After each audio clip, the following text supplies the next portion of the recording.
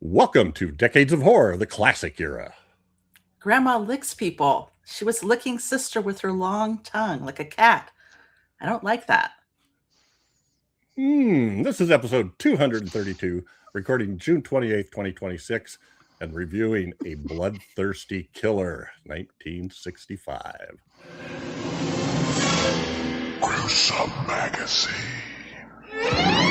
I am your host, Jeff Moore, and on this podcast we cover the good, the bad, maybe even the ugly horror films released since the beginning of time through 1969. In each episode, we'll discuss the monsters, spirits, psychos, and villains that have haunted movie-going audiences since the dawn of film history. Just keep your eye on the cats. You'll know where the villains are. I was really going to give Bill a hard time about cats. I know, it's such a bummer. All right. With me this week are my incredible co-hosts. First up, Daphne, who is awesome, stupendous, and likable as hell. How you doing, Daphne? Hi, guys. I'm doing really good. I'm very excited to talk about cats and talk about the movie with you guys, and it's great that Scott's here. Okay. Excellent. Normally, Chad Hunt is off on a hiatus, a sabbatical, a leave. And Bill Mulligan is having internet problems, and also now that he's retired, he has no time for anything because everybody found out he's retired and need his help. So anyway, but he was having internet issues. So we do have the one, the only Doc Rotten with us. Hey, Doc, how you doing? Hello. Great pick, Daphne. This was a surprise. I enjoyed it. I can't wait to discuss this. Yes.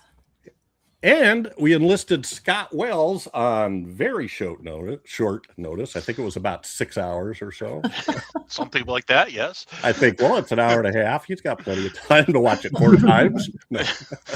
I watched it twice. Wow. Very well. But Very Scott's our folklore guy, is what I call him. He's really into that stuff, and I was hoping that would add something to it. So, well, that's us. Decades of Horror and Gruesome Magazine partnered with Play Now Media. So check out a lot of their streaming channels. In particular, Decades of Horror, the classic era, is on their classic sci-fi movie channel, their classic horror movie channel, and the Wicked Horror TV channel. So check them out. You can just go watch them. You'll get ads, you'll miss some premium content, or you can subscribe and you'll not have ads and you'll get all the premium content. I would strongly suggest you go to playnowmedia.com and check out all their different sort of niche streaming subgenres. There's just a bajillion of them, and I guarantee you there's going to be one that you're going to go, oh my God, there's somebody with a channel about those, my favorites. So anyway, check them out. This is a spoiler podcast. We are going to spill the beans, either purposely or inadvertently. We just know sooner or later we're going to spoil it. So there will be spoilers. And this particular movie you could watch on YouTube, and it's a pretty good quality. All right, we're going to start by giving some basic details of the film we're covering, and we follow that with our first impressions, and then move into a general discussion of whatever trips or triggers, hopefully relating to the film. But not all. And now, it is time, or not. Our film. This episode is A Bloodthirsty Killer, released in 1965, written and directed by Yong-min Lee. This is a Korean film. The cast includes Lee Yi-chun, Kum Bong-do, Aran Jeong, Lee Bin-hwa, Wan Nam-kung, Seok Yang-chu, and Mun Kang, among others. Production company is Jile Films Company, and filming location, South Korea, I'm pretty sure. Release date, August 12th, 1965 in South Korea. It was also known as SALINMA in South Korea, a devilish murder and a devilish homicide. And in fact, if you try to look it up, IMDb has it listed as a bloodthirsty killer. Wikipedia has it listed as the devilish homicide, I think. So it's hard telling what you'll run into. The synopsis: a jealous mother kills her daughter-in-law with the maid's help, but the murdered woman's spirit takes the form of a cat to seek revenge. Hopefully that explains the cat in the picture here. Who is just adorable killer ever. just creeping over the window ledge into the room to create havoc. All right. Well, guess what? This is Daphne's pick. So, how did you pick this? And what did you think? What are your first impressions? Well, I was just looking for my pick, and I really like when I like watching movies and seeing how other cultures deal with kind of universal primal things, fears. Mhm. And so I was looking for some, and then I came across this really cool YouTube page called Korean Film Archive, and they have a ton of movies. Like the Bloodthirsty Killer was really nice to look at. It was really visually good quality, and I thought the story was interesting. I had heard about, like, Koroneko is one of my favorite movies, and I'm somewhat familiar with cats kind of being viewed as having a connection between the supernatural and the natural, and some cultures have some of our movies, the cat was kind of a big part of that. So I thought it'd be interesting to see kind of a Korean ghost story with the cat and possession. And I liked it. At first, the pacing was kind of slow, but I know that it was building dread. And kind of once you get the revelation of what the secret, then it just kind of takes off like a rocket. And I liked that. I really thought they did a good job with expressing kind of trauma, and how trauma kind of has a ripple effect that kind of affects everybody. And why not affect other creatures, cats, animals, whatever. And trauma in the sense that once something happens to you, it sticks with you. Once you witness something like that, it sticks with you. So I really like how that is just kind of incorporated in the story. I thought it was a great way to tell that. I know it's not unusual for films to do it that way, but I liked it in this one. I thought the mother-in-law was super interesting, mostly in the fact that she was one of the, she was evil, dirty, and horrible inside, but she also became part of the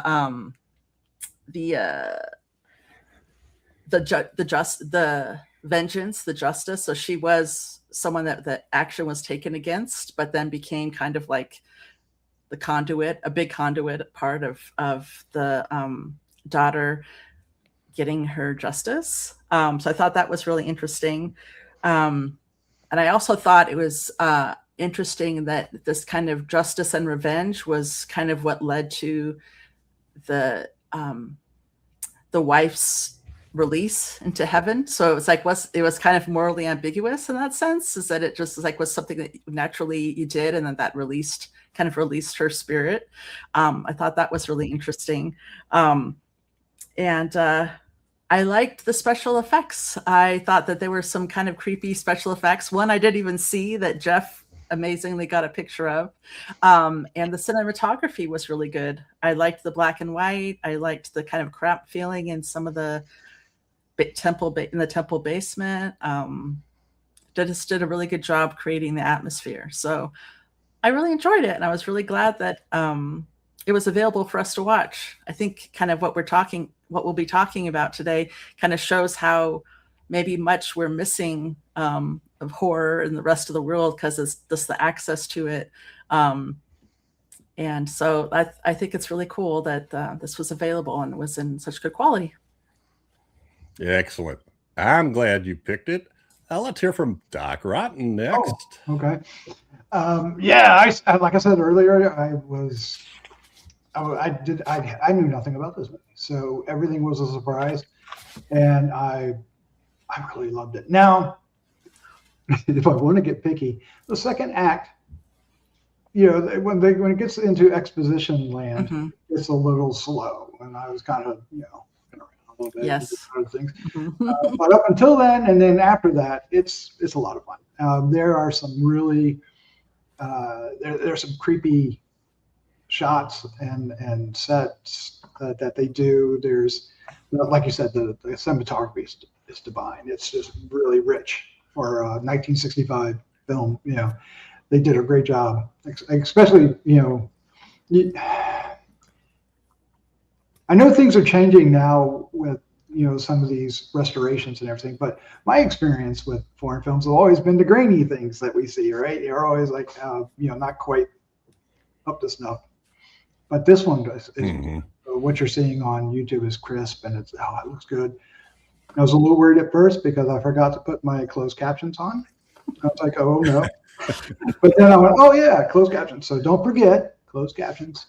Unless you know Korean, then you're good for you because you already know about it.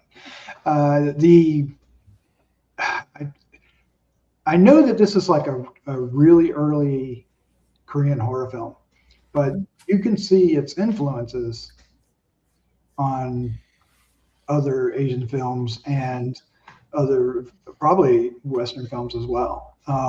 There's some cool on the ceiling moments. There's some great ghost kind of around without walking. There's a really great scene where somebody gets pulled out a window that really surprised me how well and effective that was done. It was very simple, but well and effective. And there's the kills they're scattered throughout. It was almost like a ghost slasher film. It almost felt like that at one point. But it's a revenge flick. It's a vengeful spirit, and then we find out why the spirit's vengeful, and then everything wraps up. I was impressed. I was duly impressed, and I will be telling anybody who asks to find this film and watch it. All right. Nice. Thank you, Doctor. And Scott, what do you think? I'm really interested in this. Well, I'll tell you, I had not heard of this film before. I'm always looking for also, like Daphne said, the kind of the foreign film elements to see how they treat that. And when I turned this thing on, I got sucked in almost immediately, and I really liked it. That the whole first scene to me, I'm looking at it and saying, "This is Mario Bava," Ooh, nice. and it literally reminded me so much of the beginning of Blood and Black Lace, with the rain coming down and the guy kind of hovering behind the tree while somebody's walking down the street and all that. And as I said, I watched the film twice. I also sought out some other commentary and reviews on it. One of them was the lady who curated this for that Korean Film Archive, and she actually indicated this director is known as the Korean Mario Bava. Okay, there we go. I'm like, okay, I wasn't crazy then. So, Nice. but then just watching it from that point on, everything that happened just visually pulled me in. That whole first scene in the art gallery, where it just becomes this kind of liminal space where you're transitioning from the normal world into this supernatural world that's there. And it was beautiful. I mean, it really was. And then once you get into the whole story, you start seeing, and I know this is kind of what Jeff was asked me in here, you see a lot of the Korean folk traditions and such coming in. But you're also seeing elements of the Western traditions coming in, like the whole scene with him in the taxi cab is like the scene with the coachman in Dracula, where he's being driven off to the, someplace where he doesn't know where he's going to be, and there's something supernatural waiting for him at the end of this thing. There's even, he's looking out the window at the ghosts that are in the field and in the forest that's out there, which was a really creepy scene for me. Which I loved that. There's just so many good things to say about this film. I mean, that I really, really enjoyed it. One of the other things that I thought was interesting is, for a change, we're seeing a Buddhist horror film. You're seeing a lot of Buddhist beliefs and things like that being brought into this, and seeing how those play against the supernatural types that the people are coming into. I'm really big on story. I'm really big on visuals, and visuals in this film are amazing. The special effects, the cinematography, the use of shadows, everything in this is just, I don't know. It's I don't even know if I have the words to describe how great I thought it was, honestly. Excellent. So, I mean, it's that good. And then, as Doc was saying, also, you can see the influence on modern Asian horror films too, because you're seeing things that you will see eventually in things like The Wailing and Exuma and things of the more recent Korean horror films that have been out. So I'm actually looking forward to going back and trying to find some more of the Korean horror in that Korean collection that's out there and on YouTube. So in other words, I really enjoyed it. So thank you, Daphne, for writing this, and thank you, Jeff, for inviting me in to talk about it, because this is good stuff. Good. I was hoping that would be the case.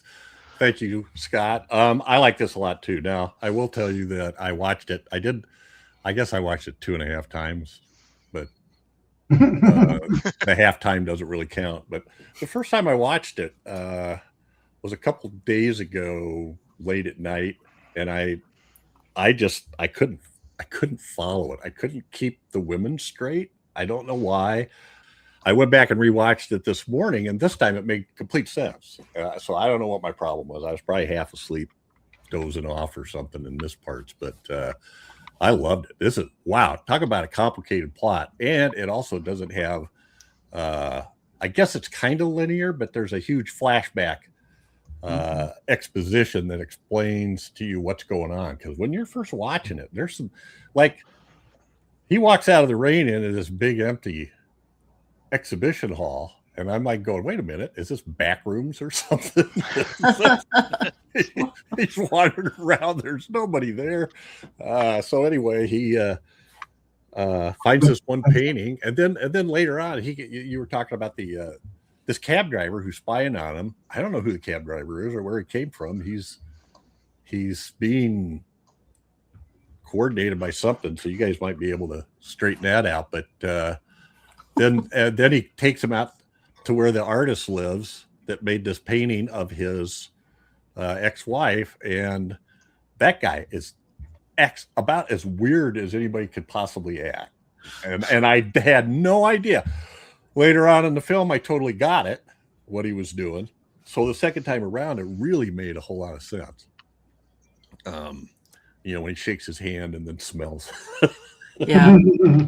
You're like going, this is kind of weird. And then he's kind of crawling up around him, slinking around him and stuff. So anyway, I enjoyed the heck out of it. And I'm telling you, I think it's a pretty complicated plot, but he does a pretty good job of laying it out. But you got to pay attention, especially since it's subtitled. So you got to, not only do you have to pay attention to the visuals, but you got to read what's going on. So it is visually capturing. And I think part of that, there's several times I had to rewind it because I was entranced by the visuals, and then realized somebody just said something I'll bet that was important. So I have to go back and look at it. So excellent pick, Daphne. Excellent.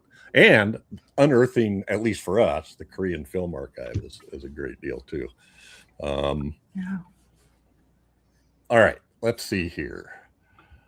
What do we want to talk about here first? Well, I have some questions. Of course, I left my notebook out at the other end of the house. So what's up with the cab driver? Where did he come from, and how did he seemed to have instructions? He took him some, I don't know, did the artist pay him or something, or was he just part of the whole conspiracy? Or? I don't know. Yeah, it's might have even been the cat possessing something. Yeah. No, absolutely. You're right. At that point, it could have. I mean, yeah, you had him like, and the dog kind of facing off against each other during that one scene. Where, oh yeah.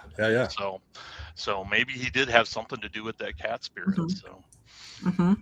Well, the whole thing, like even with I forgot about the initial scene until Scott was talking about it in the art exhibit. It's like, what? What's happening?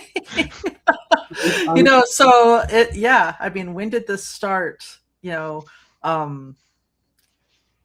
Very interesting, but I don't know who. I mean, maybe it was the cat that played the driver, but I liked the not knowing. And all of a sudden it was gone, and I almost forgot. I almost forgot about it because there were so many other weird people coming in and out of the story. But that's a really good job. A really good question. When they was in that room, like you said, it was like back rooms. It's just totally empty, and actually the dialogue is echoing. But he finds one painting, right? And he grabs the painting, and it melts right in front of him. Yeah, that was a cool effect. That was. Yeah, yep, that was great. A very cool effect. And then, did you catch there's a couple times where they refer to it as the red painting? Yes. And then later at the end, they say it was painted with blood. The artist painted it with blood. Yep. So there seemed to be that scene where she was handing him this, basically a little plate full of blood or something like that, and he goes over to start working on the painting that way with it. So, which I thought was really cool. And I was wondering if that's something that has been done in the past, or something. Because it's interesting to kind of like it captured her soul in a way, with the blood, with her blood. Yeah, and she did make the comment that that was going to be basically the body for her. For her soul, since she is a disembodied spirit, that will be the body. So so she did make that comment. So then when I think it's the grandma is in the bedroom with the oldest daughter, and I think the cat's like coming in and looking at him, but anyway, blood starts dripping on the girl's forehead. From where? Right? Yeah. You never see him, and you see the grandma looks up, like she's looking at, I don't know. Yeah. We don't know what she looked at. Yeah. We never got to see it. It's a very surreal kind of movie in a lot of places. So it's got that kind of dreamlike logic that applies to it. So and that's what I was saying, when that entrance into that art gallery seems like he's walking into now this kind of supernatural space where these things make perfect amount of sense. And then later on, when he's reading the diary and he's reading the actual stuff, suddenly we get a very shift in tone in the video. Also, where everything now becomes very almost procedural, where everything now seems very realistic. There's nothing supernatural going on. So it's almost a film in two parts. Oh yeah. There's so much stuff going on. I forgot about some of the scenes. I'm glad you guys brought up. Yeah. Because there's just so much surreal, weird stuff. I was just fascinated by some of the things that were going on. I remember what caught my attention also was when the cab driver tells him it's May 1st and the ghosts are out. Oh, and they're out in the field. And they're out in the field. Yeah. That was great. Yeah, that was fun watching them run around out there. Yeah, I didn't realize that until you said it, that the whole scene from him getting into the cab to he gets there, and actually while he's in there, is very much the opening of Dracula, right? Yeah, yeah, very good. Yeah. So the other thing is, I noticed several places during the movie, there's just kind of a shot of a cat walking around the corner or something. Mm-hmm. Is that her lurking, or is that just that spirit is like morphing from the cab driver? Now he's walking over here, so you can't tell. I don't know. It was cool. Something's going on. I love what's going on. Yeah. It was just a presence because in Korea, cats are considered bad luck. Mm-hmm. So anytime you see a cat during that, it was considered bad luck. You've got the kind of Kuroneko thing in Japan where there is like the cat demon. That's not exactly something like that in Korea. There is something similar, but it's got a completely different modus operandi, which involves shoes and stuff like that. So it's very strange. Mm-hmm. Basically, it inflicts bad luck by licking your shoes. So that's really not what's going on in this film. Mm-hmm. So they're kind of creating a different, almost a different kind of demon or something here for this. So that was something that when I was doing my research, I wanted to kind of learn more about the Korean folklore because I only saw it really in Japanese movies. So it was really interesting to learn about like some spirits are cat spirits that have lived either a really long life or somebody has done something to them, and so they return in the spiritual world to get vengeance. Just the kind of disdain for cats because of this kind of belief or vibe that they put out, that they're kind of in between. They have a connection with the supernatural and the natural, and then just the different types of ghosts, and like that a cat can be its own agent when it's supernatural, or it can be a vessel for another spirit that had been wrongfully killed and is seeking justice, or in that case it might meld to some to a certain kind of melded creature. That's very, very interesting. Yeah, it's interesting the parallel between the Korean cat lore and Western culture, because we restrict it to black cats, right? It's black cats. They're witches. They're associated with witches, and they're bad luck if they cross in front of you. But every other cat is okay, except for the black cats. Familiars too. Well, there's familiars for the witches. Yeah. And I was reading just a little bit about the director. I couldn't find a lot of stuff, but that he was trained in Japan, and so perhaps that played an influence on kind of melding some of the folklore together. Yeah. Maybe it makes a lot of sense. I mean, because this does seem a lot like those Kuroneko films from Japan. So, so that doesn't surprise me. So, cool. One thing that does surprise me is that nobody's mentioned the mysterious woman yet. Oh, well, that's right. Yes, the mysterious woman. Well, which really threw me for a loop. I was just confused. Well, now you mentioned it, so. Yeah. So Doc, once again, Doc has. I'm telling you, it's hard to find stuff on this information on this movie, and Doc did a great job coming up with these character cards. So you want to run us through those, Doc? Sure. We start off with Lee Yu-chun. I'm mispronouncing that, forgive me, as Lee C. Malk. And sometimes it's Malk and sometimes it's Mac, ORA, but I went with what's on IMDb.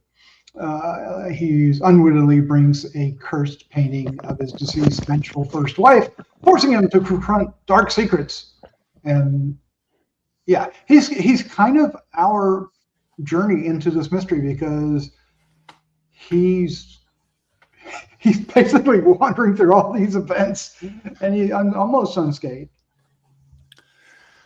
Yeah, he's a victim, but his ex-wife thinks he's a perpetrator. Yes. Well, he walked around. Let's let people do what. Yeah. True. I mean, it was like he maybe didn't willingly participate, but he definitely got the "oh, I didn't know" thing. He seemed like he just kind of disappeared whenever they did something. Yeah. I'm gonna walk out of the room now. Let the cat come in. Yeah. But yeah, I mean, because we follow him to the the castle, Jekyll's castle. I'm just going to call it that. And then we follow him to the doctor's office, and shenanigans happen. And then we follow him back to the house, and then from there, shenanigans ensue. So it brings us into the story. You're absolutely right. Yeah. Yeah, it's like everything happens around him and sort of because of him, even though he himself is sort of almost a neutral party. It's like things happen because of him, but not really. It's not his doing, but it's not his doing, yeah. But I thought I liked the character, and I thought he was portrayed in an interesting way, because he wasn't what I would have thought a stereotypical Eastern man, from the films I guess the Japanese films are more uptight, and he seems a little bit more laid back. But what do you guys think of his demeanor?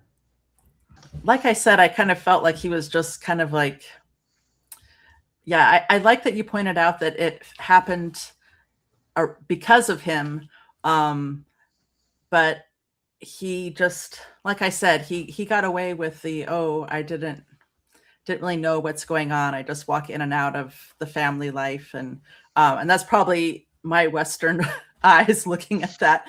But you could see that he cared about these people, even though he was kind of oblivious to what was going on behind the scenes, concerned about his mom, and I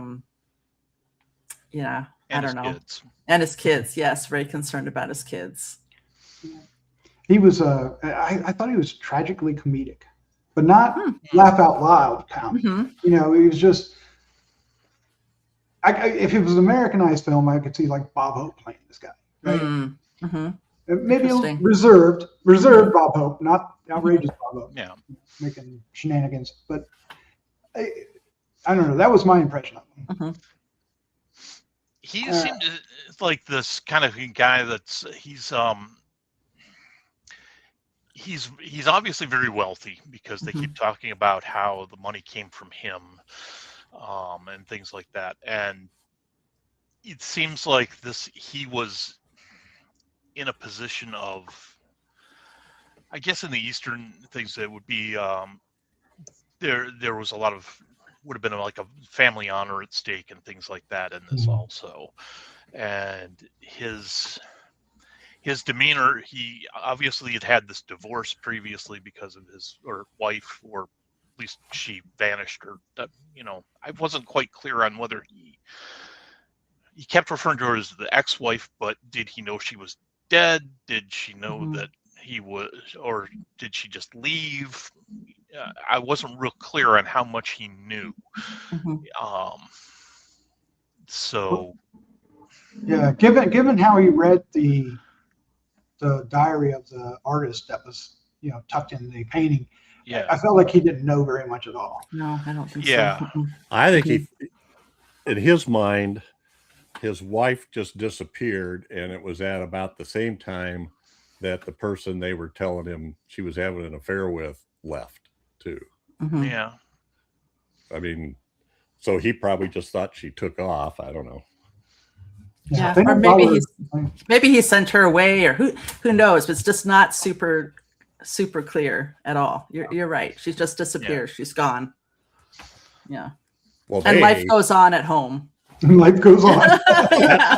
I'll marry your sister. But he's obviously still obsessed, because he's going after his right. Yeah. Well, exactly. when you say maybe he sent her away, this is because at the beginning of the movie, we just don't know, right? Mhm. We don't know much Stuff at we all. find out Right. later. Mhm. She Well, if ain't he there. thought she was having an affair or something, you know, I mean, it's understandable if he believed, and he thought she was having an affair, and she couldn't speak for herself because she had Oh that my God. medication. Yeah. So That seemed particularly Korean or J horror or something, some magic or Southeast Asian even. yeah, it was Weird poison that makes it so you can't speak or hear for 20 days. Yeah, exactly. Very specific 20 days. Yeah. And exactly on 20 days. And why did they wait till the 20th day to go to, I mean, it's just, Yeah. why did they wait till that day to go talk to her? The, Anyway, but is he even present when they start talking about the whole history of it? He's not present in the flashbacks, is he? Well, he's reading that journal, and then that's what Yeah. the flashbacks are from the journal, I thought. I From think- or the He's letters from only- the artist. Yeah, he's only present in that flashback at the time when they basically tell him that she's having an affair. yeah, At Okay. which point she has already taken the drugs, so she Mhm. can't respond and defend herself. Yeah, she just stands Yeah. there and doesn't say anything. Yeah. yeah. She Yeah. can't. She's not even Oh, hearing that's what right. they say. He Right. does show up there. I forgot. Yeah. Yep. Yeah. So that's, so that may be the only time he was present for any of the stuff that happened before the night that this is happening. Right. All right. Then let's go ahead and move off to the wife, Asia. Sometimes with a hyphen, sometimes with not. Played by Kun Bong. Close to that, I hope. Asia returns from the dead as an angry, vengeful spirit seeking revenge upon those responsible for her untimely demise. And This is a great picture. and yeah, because she comes across very much like, the long-haired woman Mhm. in a lot of different Eastern Mhm. mythologies, right? Mhm. Yeah, she's very, very much like a Western vampire too. So Mhm. it's, There is some kind of Yeah. nibbling at the throats in there. Yeah. yeah, Yeah. They do make that connection between like fangs. I don't know. I mean, not just of a cat, but that definitely kind of neck area. Mhm. Yeah, I took it just as a cat, but yeah, I didn't really take it that extra step, but it's Right, obvious. yeah. It's right there. Well, and I think I like that it's almost, you get to see her in this character as the spirit, and how different that is than her character when she was alive. Mhm. And you can really see that through how she looks and in this picture. Yeah, it's a Yeah, great so- picture. It starts out with him seeing that painting that's a picture of her, Mhm. and it kind of freaks him out. And then the Mhm. cab driver takes him to the artist, and the artist has the painting, even though he saw it melt. So I don't, there's some more supernatural stuff. And then forces him to take it. He doesn't want to take it. He wants to know who the model is because he's not convinced it's his wife, or where is the model, and in the meantime, the artist acts everything like a cat, Yeah. a human impersonating a cat. So, He's but quite I mean, that's actually a spoiler because did you get that right away, Daphne or Scott or Doc? Anybody? But that he was acting like a cat. Yeah. Yeah. Oh yeah. Oh, the first time you watched it, I didn't. I'm just like, what? Is Oh, he wrong with licks the plate or something. He can, Yeah, he's that's licking the that's plate. kind of the key He's thing. smelling the guy's hand. And, Yeah. Yeah, but I didn't really understand how, I don't feel like it was like, oh, he's the cat. He's, it's like it was just something that you could identify that was weird. And you're just wondering what's going on. Well, the whole thing seemed surreal, right? Because Yeah. yeah. he's like walking down this rainy street by himself Mhm. with one guy looking at him from the woods. And he goes into the building and there's nobody there. There's just big, huge Right. exhibition hall with nothing there. And it just With was that one odd. painting. Yeah. Yeah. but he'd been there before. We find out, like, where's everything at? Right. So, Uh-huh. but she was, she was very creepy when they Mhm. find her, in the whole basement thing. Yeah. Yes. Yeah. And when she's bouncing around down in there, oh man, I thought that Well, was. And I really loved how cramped that whole area was. It was just like so claustrophobic and all dark and all sorts of little things to deal with shadows. And like when things were happening in the house, it was pretty open, lots of space. But that one, you just, and the fighting taking place in there, it was a great environment. Yeah, the That ceilings was- were. Yeah, I that was one going to gave say me. the ceilings. I was just going to say the ceilings were barely 5 Very feet. low. Mhm. Yeah, they were. And I was just going to say that whole scene gave me vibes from like Edgar Allan Poe's Black Yes. Cat. Mhm. With the wall where they're chipping away at the wall, Mhm. and Yeah. they have her behind that and everything. So Mhm. And that's probably on purpose. That is. Yes. yeah, it's another one of those kind of callbacks to Western occult stuff as well. So And the cat fed on her, and that's Yes. what Mhm. filled it with her spirit or something. yes, Mhm. Her blood. Yeah. that was particularly creepy. Yeah. Mhm. Yeah. And I also liked when I just liked how that's when you really start kind of realizing what's going on. You kind of know that that cousin or sister or whoever was up to something because it's not really linear. Sometimes it's hard to go back and go, okay, when did this take place in the story? When did it take place in time? But I don't remember knowing that she was up to something until that point when she goes and starts breaking down the bricks and you realize that she's hiding something. And then it's like, oh, okay, yeah. Because I loved that. That's kind of like when I felt like I first saw that in that atmosphere, and then her saying, "Oh, she shouldn't be this decayed. The rats must have eaten." It was just like, "Oh, that's so gross." Yeah, this broken spine and Oh yeah. It was interesting that Lee couldn't get in. Right? Yeah. He couldn't find a way in, and he was just like peeking through a crack. yeah, And, until he was told not to. Yes, yeah. our That was mysterious. interesting. Yes, our I was mysterious wondering person. that. Mhm. But yeah, she's a rewardingly creepy character. Yes. Yes. Then we have the current wife. Also, she's. I think you alluded to this, but I want to make sure she's also the cousin in the. Well, isn't this the wife?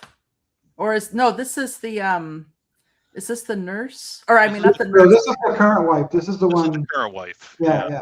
Yeah, that's Haisuk. She was Okay. the former wife's cousin, Right. and There you then go. came to work for them as a maid, Mhm. Right.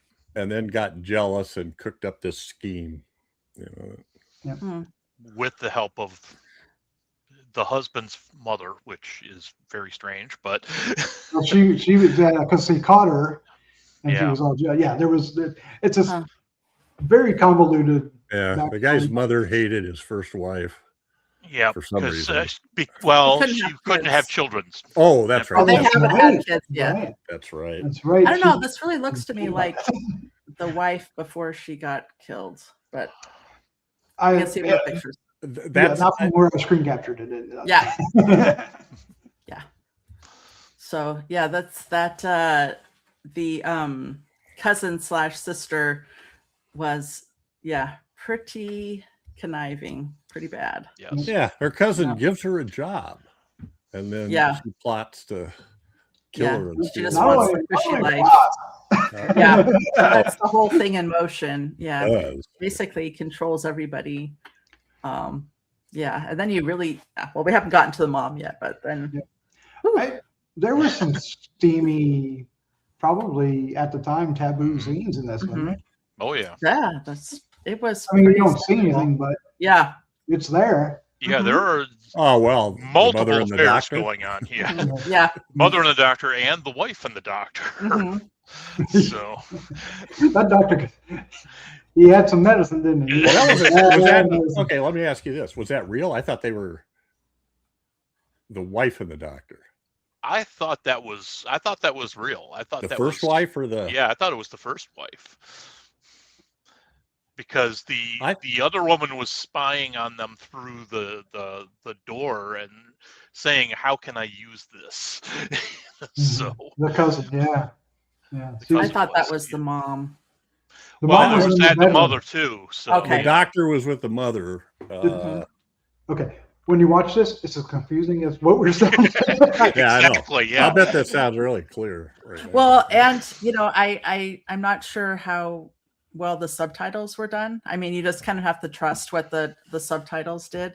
And even when I was trying to find out cousin or sister, that relationship, I was reading that there are a lot of different distinctions sometimes in words that are used to describe who a person is in a relationship.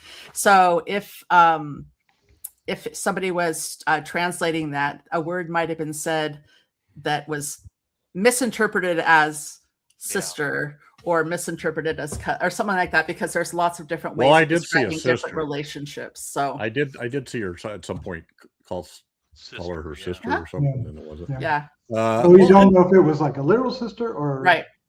You know, they're very familiar. They were family. Right. They were family. They were family. Yeah. Yeah, it was family.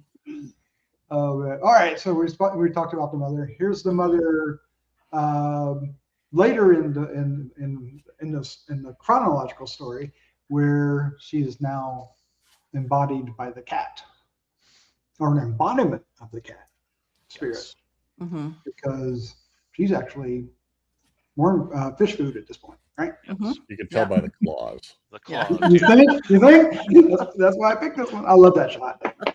Yeah. It's She they all.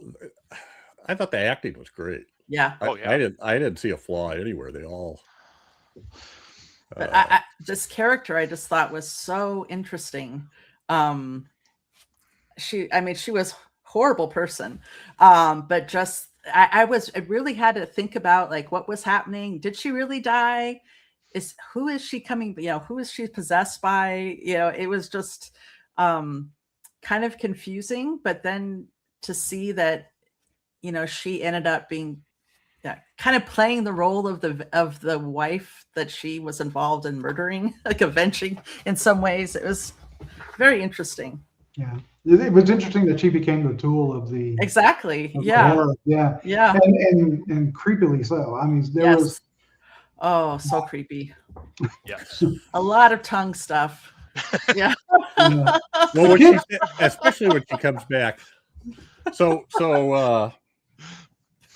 Asia kills her, shoves her into the raging river, so to speak, and the Haisuk, or no, the mother, and then later the mother shows up again, but she's really the cat, the spirit that's there for vengeance. Yeah, thanks for explaining that. I didn't do a very good job of explaining that. That's what we've been alluding to. Yep. And it's really, I mean, she basically gives 3 performances, because how she is when in the flashbacks is a more of a dastardly person. Yeah, more conniving. Yep. And conniving and dastardly, and she's mad. She's yelling at him all the time. Conniving. But as the grandmother, she's kind of sweet and loving to the grandchild, because it's the grandchildren, and we find out that having the child was a thing. But then when she's the possessed one, she's a totally different character. Yeah. Really great job. Yeah. Yeah. Plus, we get to see also a little bit of how protective she is also, because at the one point when the new wife is basically saying, "I'm next," all the children have disappeared by this point, and she's saying, the daughter's saying, "I'm next. What are we going to do?" The very next thing you see happening is this mother paying a shaman to try and exorcise the spirit, and just basically handing over handfuls of money to the shaman. The shaman was kind of funny too. Yeah, the shaman was hilarious, actually. So Does nothing for them. does nothing for them, but she does keep like holding the bowl in front of them to put more money in every. Yeah, there's comedic bits in this, but it's There not are. what we're used to. Mm-hmm. Loved his character. Yeah. Loved his character. And, Yep. and then we have Dr. Park, played by Wong Nam Kung. Juan, not Wong. Sorry, Juan. I think I have an M in there. I got my N's and M's all mixed up. Juan Nam Kung, who, if I understand, is a very respected Korean actor. I've seen him in another film, actually. It was actually a kaiju film, Space Monster Wang Mangui. I can't pronounce it. Wang Magui. It's from 1967, a Korean kaiju film that was thought to be lost, which they found actually. Oh, did they put that out just a few years ago? Yeah, a few years ago. I think I do. I remember reading about that. Yeah. So I believe he's the main character in that one. So I was really impressed by his performance too, especially in that first scene where he shows up, where they bring in the body of the wife, and he's freaking out. Yeah, yeah, Yes, absolutely. Yeah. So she's not breathing. She doesn't have a pulse. Yeah. They try to X-ray her, and it just looks like mush. Yeah. He uses the stethoscope, and instead he hears, so it sounds like a theremin. Yeah. It does. Oh my gosh, you're right. I was wondering what that sound was. Then he calls his nurse over. Let me try it on you. Yeah.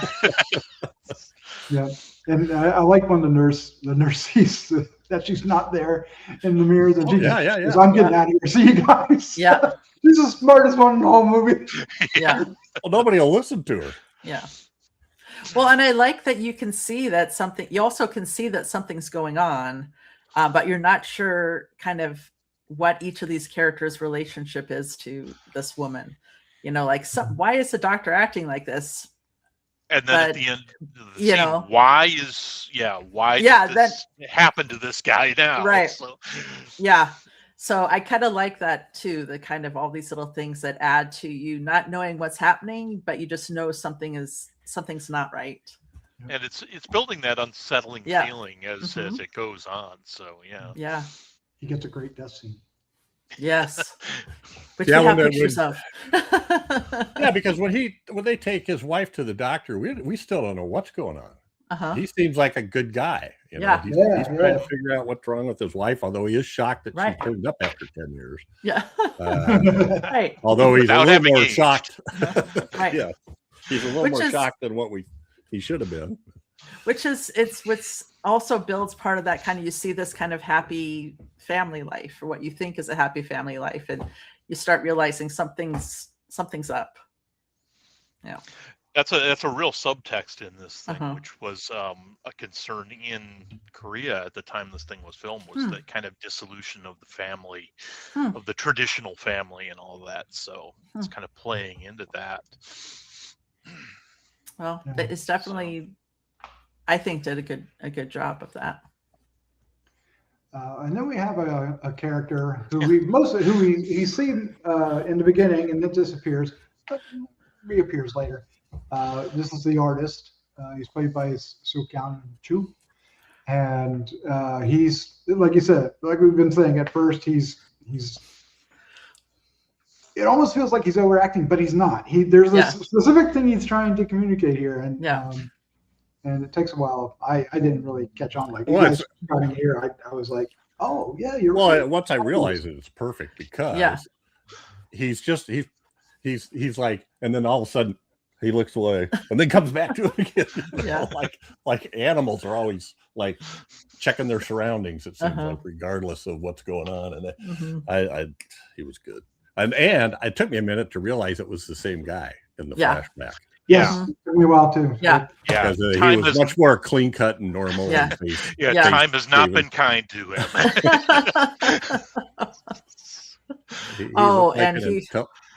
He looked like an intelligent, normal person, and then he looked like Razorblade.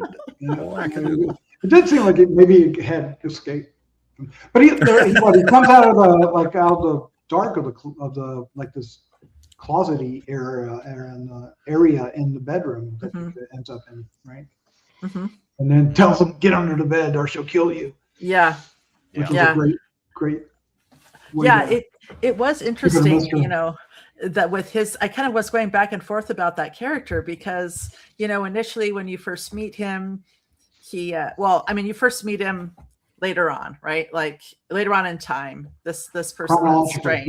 Yeah. And then when you, and this person like knows a lot and he's trying to help the father, the dad.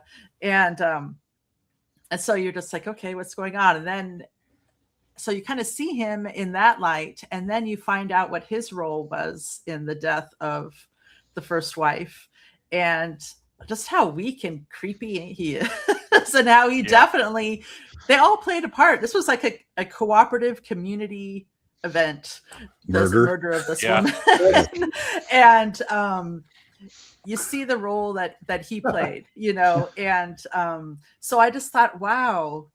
It just was interesting to see him in those different roles, different ages, different kind of personality, different, I don't know. I thought it was really interesting. Well, it's nice because the people, other than our lead character and the kids, it seems like most people in this film are kind of playing two characters. There's sort of the nice, even the on the surface, the the happy life, or the before possession, after possession, after cat. Except for Lee. Lee's pretty much Lee, right? Lee is pretty much Lee. The mysterious lady is pretty much herself, and the kids. You're right. Right. So. But you don't really know. Yeah, some of them you don't really know what they are, even when they're playing themselves, like the mysterious woman. Yeah, you don't really know till later. If she's good, bad, what she's doing, what her role is, you kind of get an impression with her, but I felt like in the beginning, I felt like in the beginning, I didn't know if she was helping him or if she was another, what type of spirit, the mysterious woman, here she is, and then you find out later that she's helping protect the husband and helping the wife move on and save the kids. Save the kids. One synopsis said he realizes that she's his guardian angel. He names her at the end. Bodhisattva. And I didn't quite catch a bodhisattva is basically a Buddhist saint.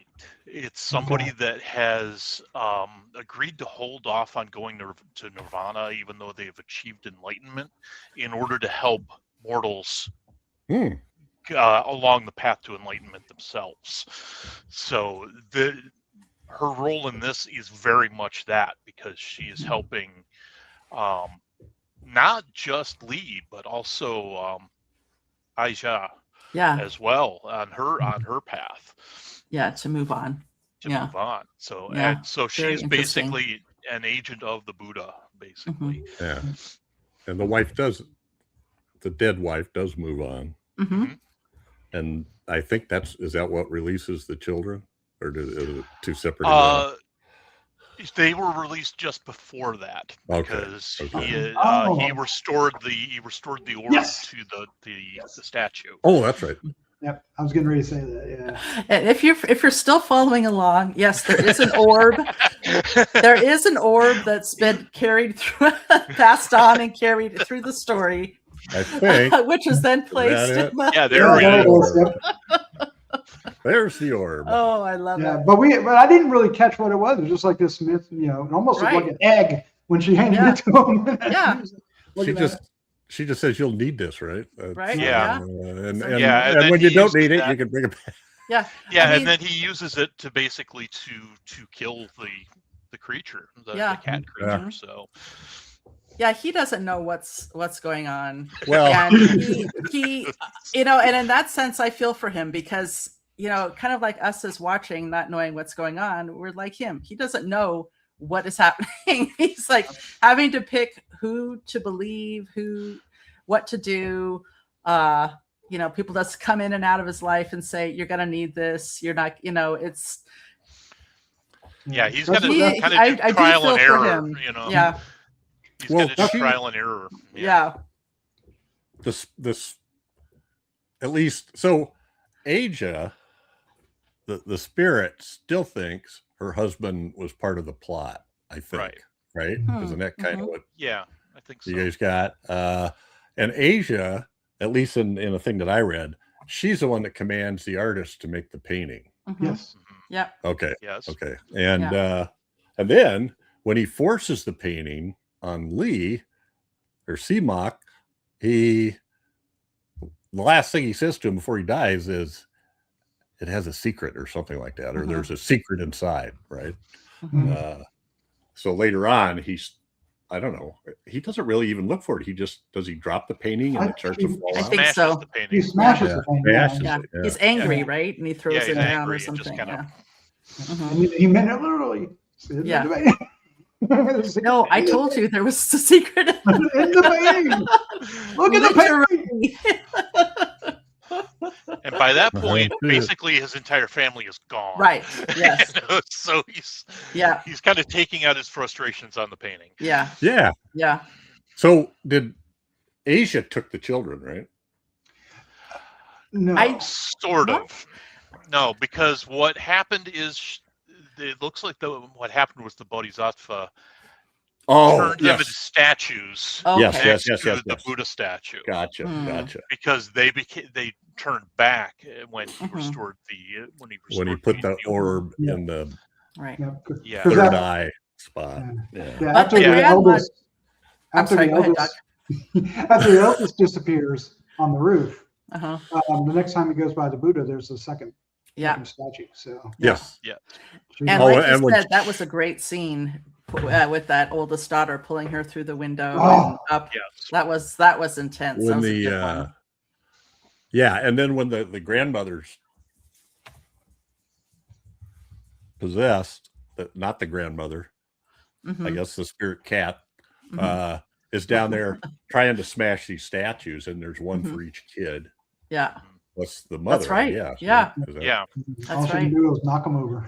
Yeah. And the only one she can't knock over is the Bodhisattva. Yeah. That's the That was interesting. protected one. So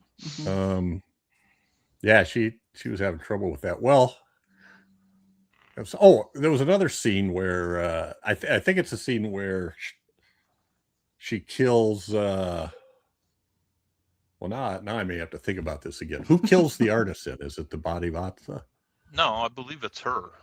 Yeah. She Who's her? stabs him. Yeah. Yeah. Her who? Name her. Aisha. Yeah. Okay. Okay, That's what okay. I thought it So was. what I thought was kind of cool, he's hiding under the bed, and he looks out and sees her feet going across, and all of a sudden her feet raise up in the air, and she disappears. You know, when he crawls out from under the bed, and she's gone. And at first I thought, oh, she's flying, you know, but then I started thinking, no, she's a cat. She turned into a cat and was jumping in mid leap. She turned into a cat jumping out the window. Am I making that up? Or Well, that happened at some think that point. it's I can't flying, remember yeah. where in the story that did, but yeah, because I remember thinking, I mean, I can see how they did that, but that's really cool how they did that, that they did that in mid jump. There's one scene, one of the love scenes. There's kitty cat feet hanging out. Yes. At the bottom. Yeah. They're big ones. Yeah, yeah, I remember that Not one, little- yeah. That was Oh, funny. that was the love scene with the doctor. Yeah. Yeah, The doctor and grandma the- yeah. doctor. Doctor She's and got grandma. cat feet sticking out from under. I was like, oh no. Oh, let's not take our clothes off. Let's Yeah, let's take our clothes off under the cover. There's a nice little taboo there at the break. Well, I have a bunch of images here, and I don't know. Let's take a look at the poster. It's on the Oh, screen. there it is. Now I see it. Yeah. This is a good poster. It has some of the best scenes in it. The eyeballs on the painting. Yep, too. on the poster. I didn't see it earlier either. I didn't either, Doc. I'm so glad Jeff. But what's Oh my on the gosh. painting? The eyeball is hanging from her Oh, face. it is. It is. And then the cat The Yes. sleepy in the pussy. bathrobe. Our adorable demon cat. The little baby demon cat. So, Oh, the He's like, humiliation. Oh, I know. He's like, do I have to do this job? I couldn't find any other posters. The only we kind of looked the usual places, but the only other one I could find, I was pretty sure didn't belong to this movie. So Yeah. Well, this was good enough. Yeah, Yeah. this good is poster, great. so. typical Asian. Yeah, I love the drippy font. It's always Yep. oh yeah. look at that That's great. cinemascope. Yeah, Awesome. so cool. Yep. And it has Now the you- grandma up top too, hanging Oh, from and the that's when ceiling. she's on the Ceiling. ceiling. Yeah. Yep. Oh my god. Yeah, This has all the best scenes. All the It's best giving everything scenes, away. Did you see at the beginning? It said that on YouTube, the opening credit said that it was a new 4K scan of the original 35 millimeter negative. Did it say? Or I just don't remember the 35 mil? specifics, but I do know that it was a new scan. And it was Yeah. it's very well. And the Oh, it's YouTube, gorgeous. there's you don't get as high a bit rate out of YouTube as you would out of a Blu-ray or other streaming services. So it's interesting to how good it was. Yeah, it was great. Yeah, the only thing was it was a tad dark, but not so much that you Little. couldn't enjoy it. It was just Yeah. Well, the grays were gray. they were the whites weren't terribly white, unless they were in a white room. Let's look at some of those here. And I wish there was a way I could spread us around that we could see all this. I don't know how to do that. So we're just going They don't want to see our faces. to... There we go. And there's the artist artist. licking the saucer when he's You know, possessed by like the- we do, he's really the cat. Yeah. I love like his humans beret. do. That's what we Yes, do here in beret. Iowa when we're done eating. What do you guys do? I love his beret. It's very, Yes. Yeah, Yes. I'm an artist. Well, the whole scene where it's like the Korean Walter Paisley. No, wow, kind of, that's so cool. kind of. And instead of a bucket of blood, he just has a saucer of blood. A saucer of blood. Yeah. Exactly. Yeah. Anyway, I thought, I don't know. These guys are great. These characters are really good. No, too. they are wonderful. And so would that make him the cab driver and maybe the artist? Well, maybe not the artist, but I'm just thinking if there's similarities to like Renfield. I was kind of thinking that myself. When you said that made me kind of think if maybe there are characteristics in each of them or something. No direct representative, but like they have characteristics of them. Yeah, they They're- seem to be that way. So Definitely a similar Yeah. function, right? Okay, let's look at. I I don't think I didn't know that. Yeah, you can hear him. You can Yeah. just, when he walks up, when Seamock goes to the door and knocks, there's nobody there, and then all of a sudden he walks out at the end of the hall around the corner, and then he literally like almost like marches down the hallway, turns a 90-degree turn, and sticks his hand out like. Oh, I didn't even notice my that. yeah, And the other guy looks Yeah. at him like, what the hell? And then he shakes hand, and then he does the hand smelling routine. What else do we got here? Oh, that's where they take care of. Oh. She takes care of the doctor. That's good. Yeah. Death by X-ray. Yeah, that Or was X-ray pretty machine. crazy. Yeah, it seemed like it had something to do with him touching the machine, but yet Mhm. it didn't really seem like it was electrocution. I Right. didn't. Well, he had to turn it off when. Oh, okay. Yeah. Yeah, Oh, he- the turned it off. husband. Yeah, he had to turn it off. Yeah. And what? Oh, this is that one. Yeah, she kind of floats into the room and then lays down, like a reverse Nosferatu kind of. Yeah, oh, you're Yes. right. Oh my gosh, it is a reverse Nosferatu. Yep. Oh my. And then just lays there until they take her to the doctor. Yep. It's like, Yeah. Opens her eyes, closes her eyes, opens her eyes, closes. yeah. Did she open her eyes? She couldn't have opened her eyes. What are Yeah. you talking about? And the kitty cat climbing in the window. What else we got? Oh, that Okay. was. So what was the deal with the face? That I was did- when she was poisoned. Yeah. And the hair, because Mhm. she pulls her Hair, yeah. hair out. Yeah. Yeah. So what's the glob on her face? I don't. Oh, she's just, I think, decomposing her. Okay. I'm not sure. It's just something gruesome that's happening to her. It seemed to be due with the poison that they Yeah. she was given, Yeah, so. and then her hair Yeah. came off. Well, that's when she's chasing. Yeah, she was gonna go and. Well, she's on the roof right here, Right. and we get a glimpse of Oh, that's we right. get a glimpse of the. That's right before she like must climb up and she grabs a kid and jerks it Oh, over the that's peak of the roof right. away Okay. from Hysook, That's right. Okay. I think. Let's see. Well, there's our statues. Yeah, And, I think you can see daughter. 2 or Yeah. 3 of them there. Mm-hmm. yeah. That's And the I'm original. guessing they were jade or something, if it was in color. I don't know. Maybe not. Probably granite or something like that. Okay. Okay. That's a bit large for jade statues. Oh, yeah, it is large. I did notice that only the children pray to this statue, Mm. and only the And- children are saved. Yeah. The father is Yeah, too. The father does too at the end there. So. Mm-hmm. Well, they have And you'll- Go like ahead. a shrine that they're praying to, right? That- Mhm. that you Yeah, see it. it's the family shrine outside the house Mhm. there. So. Yeah, but we You also never notice see- that the mother's prayer beads are used to like ward off Yeah. Yeah. the cross. Yeah, like Mhm. cross. Yeah. Mm-hmm. Oh, that's one of the ways they find out. Like the Mhm. one grandchild is like, "Hey," that's after he notices her Yeah. licking his Yeah. sister. Yeah. Hey, I don't like found that. your beads. Put these on. What's the matter with you? I see you wear these all the time. It's like Yeah. the kid is having fun with her, even though Yeah. he's just being It's like seriously something's helpful. up. I don't like this. Such a little kid. I love it.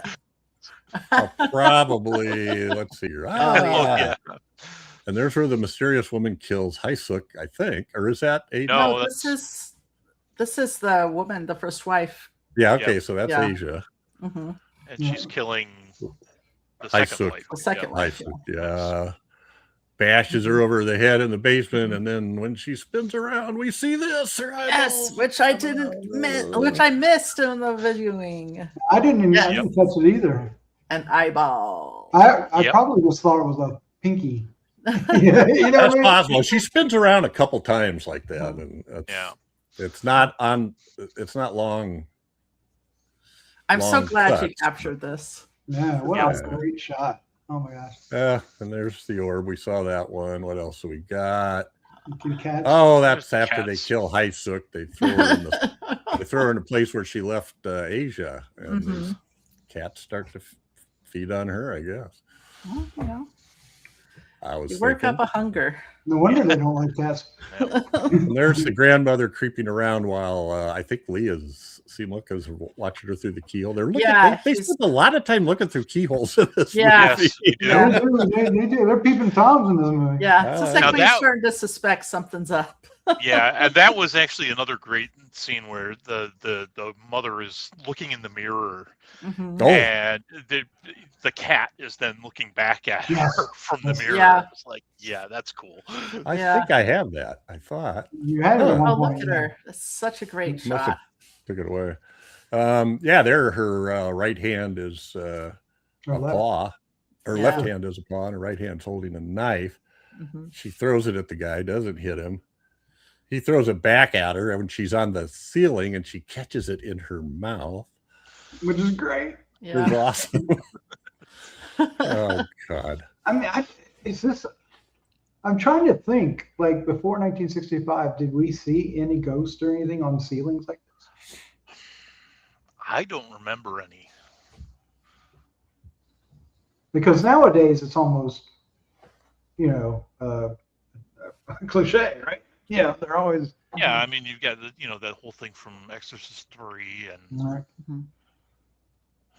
But I thought this scene I wanted to stand up and cheer when I saw this. I just thought this was a crazy. I tried to imagine audiences watching this back in 1965. This must have scared the bejesus out of people. Well, and I love also because she's wearing the costume that she's wearing, it just flows so perfectly with hanging from the ceiling or running down the hall or jumping out the window. It's beautiful. It's almost ethereal, especially in black and white. Well, it also mirrors the ghosts we see at the very beginning of the film when they're driving. Yeah, the they're running around. You're right. He was talking about all the ghosts, and they're all out in the field running around in circles, and they all have this kind of outfit on, which I imagine is not uncommon. I was going to say, I believe that there's kind of a traditional look for Korean ghosts.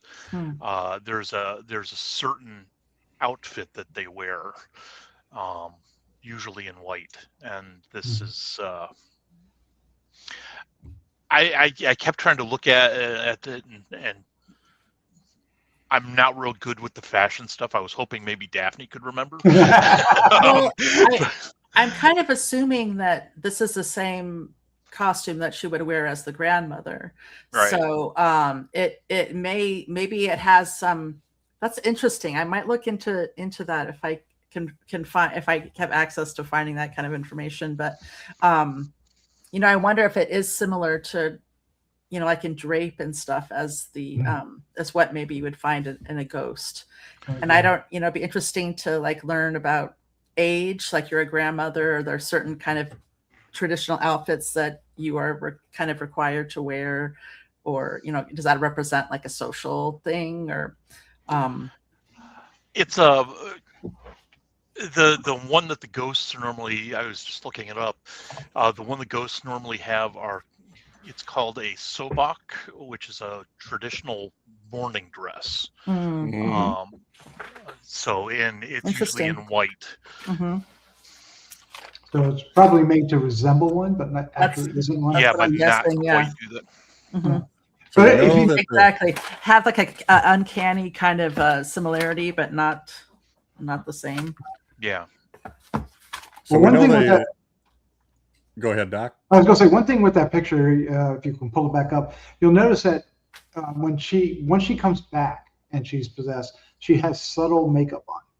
Yes. Very subtle to make her a little bit more skeletal. Yeah.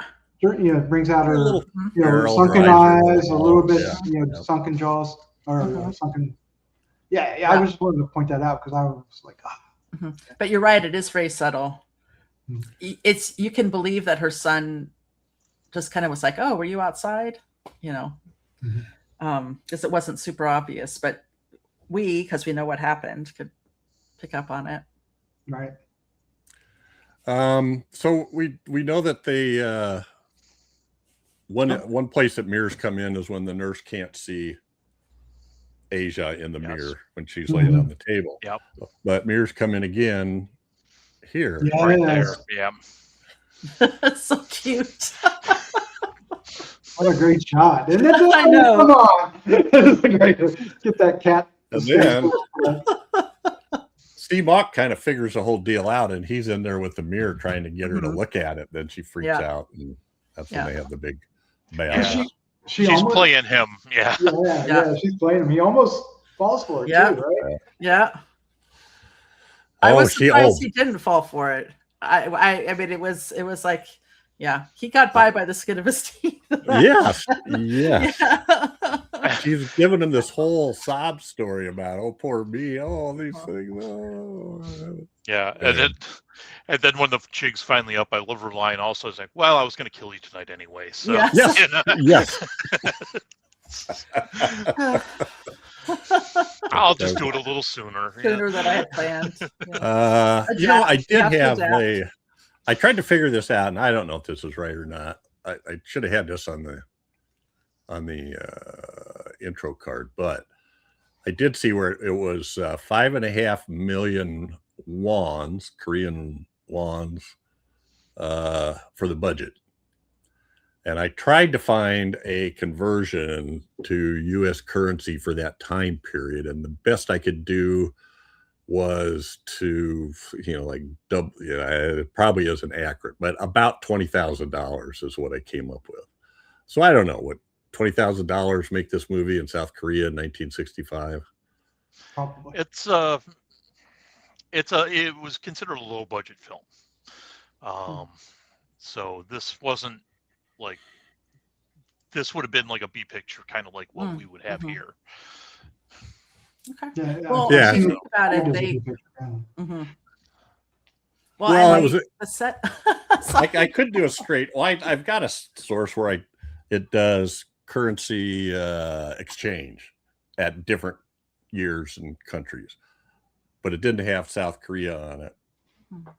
And I found one just for South Korea, and I tried to, like, with inflation, what is that now in South Korea, and then go backwards with US, but it doesn't really work that way because inflation in the US isn't the same as inflation in Korea. So take that with a grain of salt.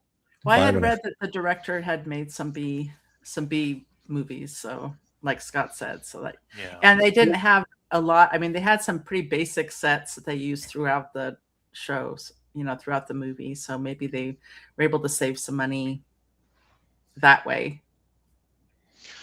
The interview that I saw with the lady from the Korean Film Archive was saying that this guy's done quite a few horror films, actually. Yeah, I saw that too. Yeah. I have to go look that up. Okay, I got to check this out now. So I'll make a list. And this wasn't the first one. He made 2 years before. He made a film called Bride from the Grave. But some of them are The Black Ghost was the last one in '76. Devil and the Beauty, the Beauty with No Neck. Yeah. And then a couple of them that are not translated to. There was something about the moon over the public cemetery or something like that was another one I saw. So I don't know if that was him but at least a couple of the actors from this are in that.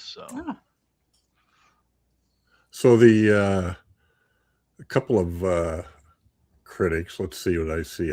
BeyondHollywood.com, James Mudge noted that the film shared many of the themes and motifs of more recent Korean horror films, blending folklore with then current concerns.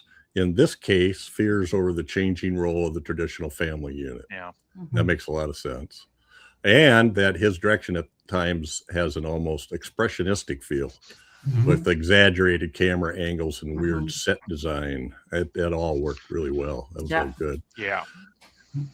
Murky black and white photography, give it a nightmarish gothic air. So far more than just a curiosity piece. Then it was an addition to the lineup of it's now called the Busan International Film Festival, or BIFAN, but back then it was Busan, before they changed the accepted spelling of the same place. In 2003, and was described by a Midnight Eye correspondent as a delirious B-movie shocker. Yep. Doesn't Joseph go to the Busan Film Festival?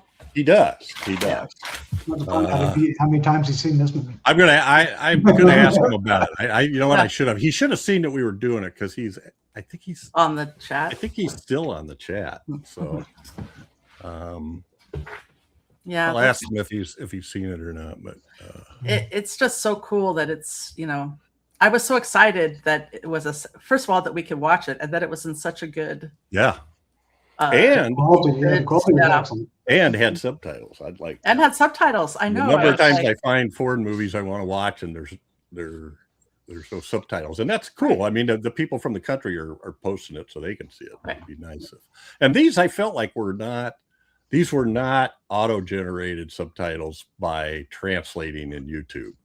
These were there. You just turned it on and turned it off. You didn't have to go through the rigmarole of setting that up. So I don't know if somebody did a good translation or where that came from, but since it's in the Korean Film Archive, I would assume somebody did it. Yeah, fairly official. It was great. Thank you, Daphne. Final comments? So glad I liked it. Watch great. it. Watch it. It's on YouTube. It's a slow burn, but it's worth it. It is worth it, but I don't know. It starts off pretty wacko right away, I thought. Yeah. Well, like Doc said, there are little kind of slow peaks and valleys as far as stuff going on, but yeah, they could have sped up the backstory a little bit. That feels like a 30-minute part of the film is telling about the murder. So, But it's Yeah, it is. necessary. It is. You're about an hour into the film before you really know what the hell's going on. Yeah. And then the last half hour is the denouement. Basically, explanation of what's going on. So. Yeah. But I thoroughly enjoyed it, and now I want to see more of this guy's work. Yeah. Yep. Now that Absolutely. I know he's made at least a half a dozen or so horror films, I want to see them. All righty. Yay! Great stuff. Check it out. It's on YouTube. I think if you just search a Bloodthirsty Killer, it'll pop right up. Or just search Korean Film Archive and find the whole channel's worth of stuff. The first one I found on YouTube did not have subtitles. So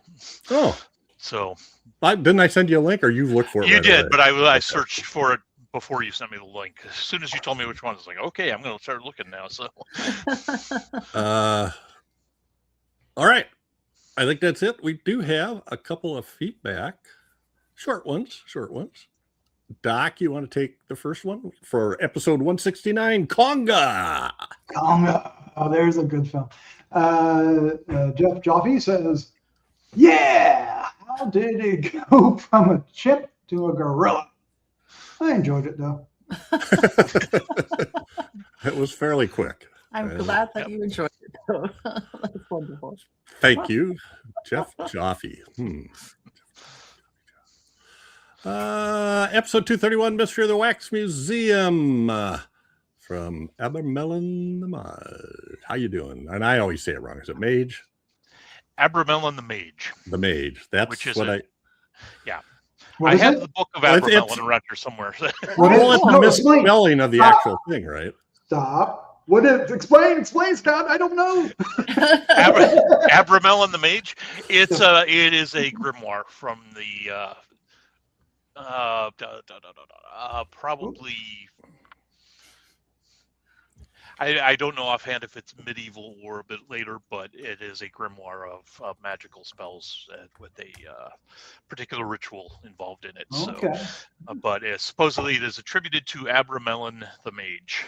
So when I look it up, and I think I said this before, but it could have been before Doc was with us, but it's ABRA, so Abramelin. The Mage is the right one. So I don't know if this guy misspelled it or if Abramelin the Mage took his own ABER maybe. But anyway, we know where it comes.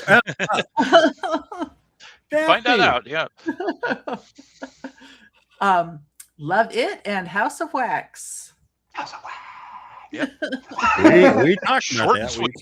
Yep. That's all you need to say, Abramelin the Mage.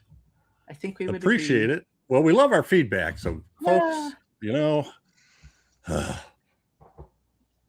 people are probably mad at us for not doing Quatermass when we said we were going to do it. So we will do Quatermass soon. We will do it soon. And understand. We want Chad here for that. We need Chad for that one. And I had no idea that this guy was known as the Mario Bava of Korea because I would have. That's going to be a bummer if Bill didn't know that. So, Bill. But there's plenty of ways to stay in touch, and we love our feedback. So you can send feedback to feedback@gruesomemagazine.com, or you can leave comments on Gruesome Magazine's YouTube channel, the Gruesome Magazine's H&R DOH podcast Facebook group, or on the website at gruesomemagazine.com. Please, we love it. And thanks to Abermelin, the Mage, and Jeff Joffe. First time commenter, I think. How did it go from chimp to gorilla? Okay. Well, wait a minute. Now I get it. Two different species. I was just thinking size. I don't know. That's a good question. But I would say Michael Goff has his ways. That's what I would say. It's a bad. Never doubt Michael Goff. No. All right. All in the chemicals. I'm feeling really bad that Bill wasn't here. A movie with cats and Mario Bava reference. Did Mario Bava do movies before this? Before 65? Yes. Okay. Yes. Okay. Not as knowledgeable about that. I don't know was what gonna is say it. maybe he Black is Lace, the is that like Italian. 63 or 65. It's right in that. area. It's yeah, it's a That's couple of years right. before this. I think it's 63. I think, yeah, he did. Was it 59 for the first film where he is uncredited for the Where he finished Cal crab Tiki. monster or whatever, the Kaltiki? Yeah, Right. LTE, Yeah. and wasn't he also involved with? Never mind. I'm probably wrong. So I was thinking Curse of the Faceless Man, but I could be wrong. So well, I think he finished 2 movies. Anyway, moving on. And there's another one. That's it for this episode, but every 2 weeks we'll be focusing on a specific film released between 1920 and 1969. Next up, chosen by Bill, is Devil Girl from Mars from 1954. that Bill. Starring Hazel Court No. and Gotta love Adrian Hazel. Corey, who was just in, what was the movie we just did she was in? Drawing a It's in the blank. 70s. Ooh, right? Hazel Court or Adrian Corey? Adrian Corey. Oh, Oh, she was Madhouse on 70. Yes, on the yes, absolutely. Madhouse. Yep. And Well, it is currently streaming on Hoopla, Pluto TV, Tubi, Fossum, Flixhouse, FlixFling, Cult Pix, and Amazon for $1. Everywhere. And is that a site? it is available in Blu-ray. It is available in Blu-ray. Uh-oh. I'll be Which I watching. already it. have in my hot little hand. Oh, do you? Oh my! I think it's a Studio Canal, and I can't remember if it's Region B or All Region. I don't recall. But anyway, you're gonna want to be here for that. Devil Girl from Mars. Have you watched it already? This is one of Bill's. He always talks about making these tapes for parties and stuff. And this was a movie he pulled a lot of stuff from for his tapes. Okay. it's fun. It's fun. So Oh, you've seen All it, right. Scott? Okay. I haven't seen it, I yes. haven't seen it. It's new to me. I've seen Yeah. And you gotta love Hazel Court too. So Yeah. you do. I do love She's Hazel one of my Court. favorites. So Absolutely. All right. I think that's it. Thank you guys so much, Doc, Daphne, and Scott, so much for short notice. And Yes, Bill, thank you, Scott. sorry. I just saw this being a scheduling kerfuffle because I was tied up. Next week is a holiday weekend, and I have a lot of stuff going on. So Well, it's a great time for Scott to be here. So perfect. yeah, it was I perfect. appreciate it. It was perfect. And thanks to all the group believers. Yay! Thank you. Catch us again in 2 weeks for another great horror movie of the classic era, as only decades of horror can do it. Say good night. Good night. Good night. Bye.